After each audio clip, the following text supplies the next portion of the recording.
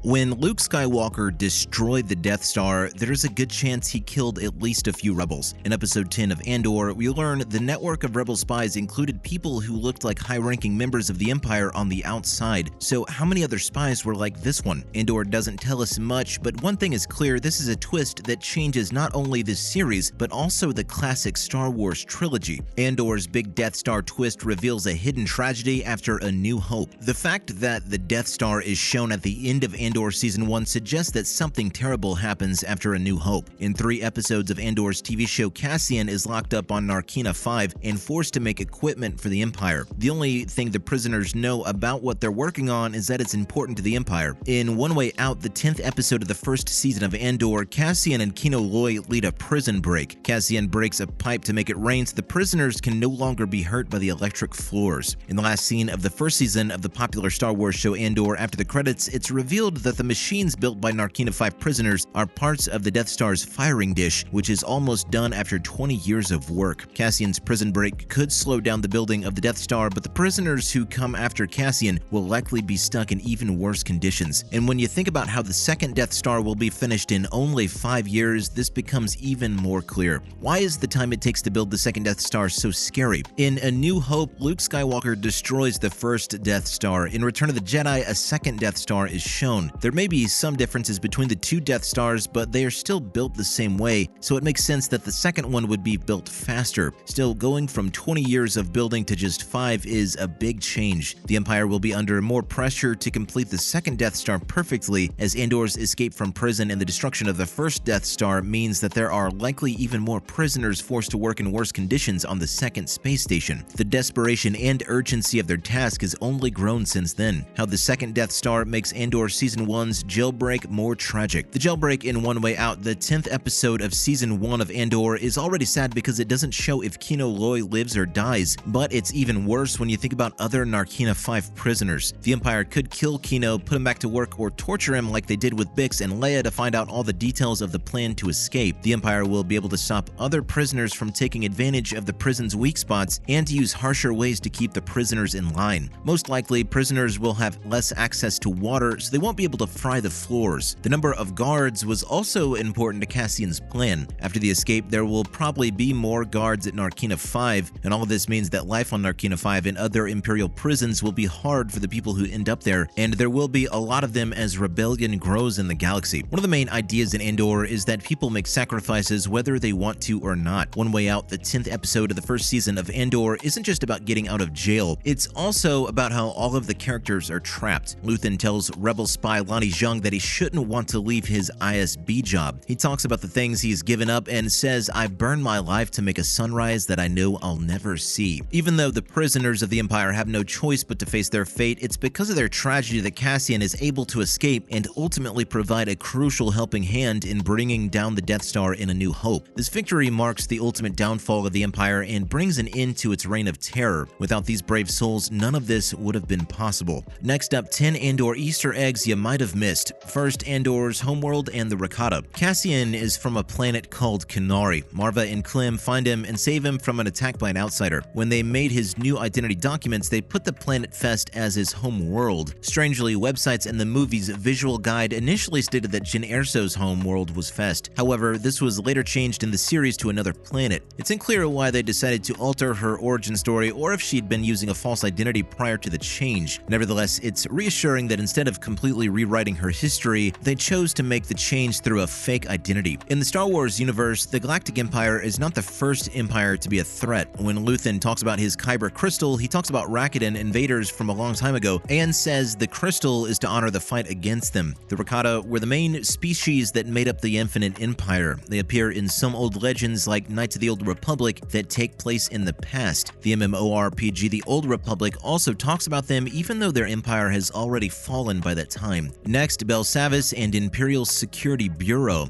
When people talked about the Infinite Empire, the name of the planet Belsavis came up. This is a prison on a planet. Different civilizations have used it at different times. Even though the Rakata made the prison in the Legends canon, which was all taken out of the canon when Disney bought Star Wars, both the Republic and the Galactic Empire have used a planet like that for political purposes. Overall, it's not a nice place to visit no matter what time of year it is. The Imperial Security Bureau, or ISB, is a notorious faction action within the Star Wars universe, playing a prominent role in the show. They've been featured in various media such as Star Wars Rebels, Battlefront 2, Thrawn novel series, and Darth Vader comic books, as well as other projects like Jedi Fallen Order. ISB has been around long before the show, and their presence has been felt in numerous stories. Their influence is clear when it comes to being one of the primary antagonists of this series. Moving on, Ruskat Melshi and Starkiller's helmet. It's understandable if you don't remember or know who this person is. In the series, we meet a lot of new characters for short story arcs. Melshi, who is one of the prisoners on Narkina 5, is played by Duncan Powell. He is there with Andor. They met there, planned a prison break together, and got out of jail together in some of the show's best episodes. But this is not the first time the character has been seen. In Rogue One, he was introduced as one of the rebels in the New Rebellion. He was there to help Jyn when she was caught and helped the main characters in the Battle of Scarif. Sad to say, that also means that he died on Scarif just like almost every other rebel who fought there. Luthen's store might as well be a place where Easter eggs are made. There are a lot of interesting details in there, like a Twi'lek heirloom, stone carvings with hands that look like the father, the son, and the daughter from the Clone Wars, a set of Mandalorian armor, and Jedi and Sith holocrons, among other things. Two of his items, though, stand out more than the rest. The first one is a helmet that looks like the one Galen Merrick, also known as Starkiller, wore in the Force Unleashed series. Galen Merrick was a secret apprentice of Darth Vader and went by the name Starkiller. The series is no longer considered canon. What about the other one? Next up, Indiana Jones references and Skeen's tattoos.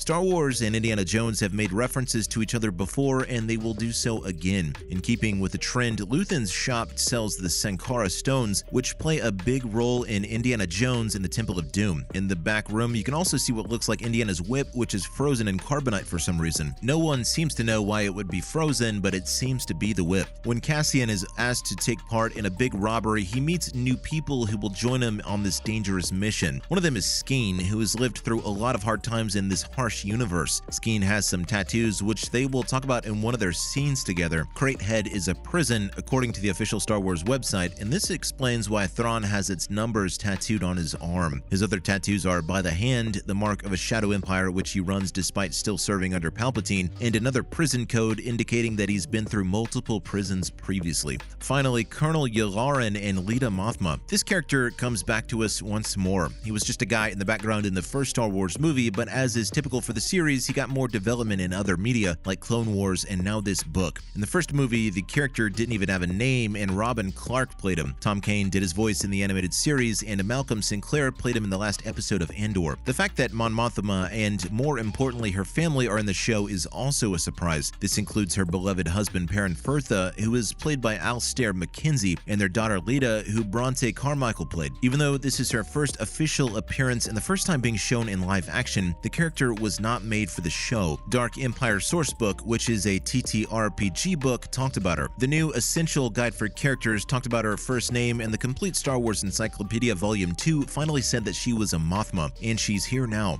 And unfortunately, guys, that's all the time we had for today. Make sure to like and subscribe to the channel, and until next time, cheers.